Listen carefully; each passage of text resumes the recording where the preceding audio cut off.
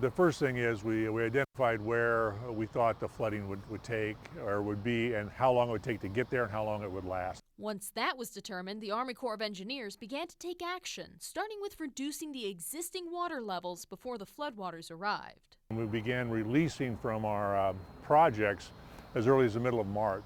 At its peak in July, the Gavin's Point Dam released a record 160,000 cubic feet of water per second. With flooding guaranteed, they sounded the alarm, sending warnings to communities up and down the Missouri. As I recall, we had probably a week, maybe two, to prepare. We actually had time enough to build large berms down West 3rd Street to try and protect the west side of town. The Army Corps of Engineers did more than just issue advanced warnings. They also provided millions of flood-fighting supplies that were then deployed by the National Guard and community volunteers.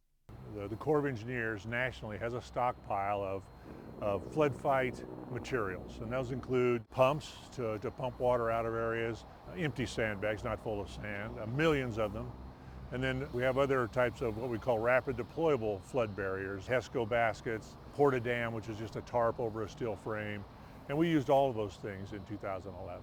Beyond physically reinforcing communities, the Corps also set up a joint information center for the public to call into to have their flood questions answered. Every day at 5 o'clock, every day, Monday through Sunday, we held a conference call that had people on it from Montana to St. Louis. After everything was in place, the Corps continued to monitor the situation, preparing for the water that was on the way. We are really in a flood evacuation, flood control mode. And that is our main and really only focus, because it is a life safety priority, which is the Corps' only priority, is life safety.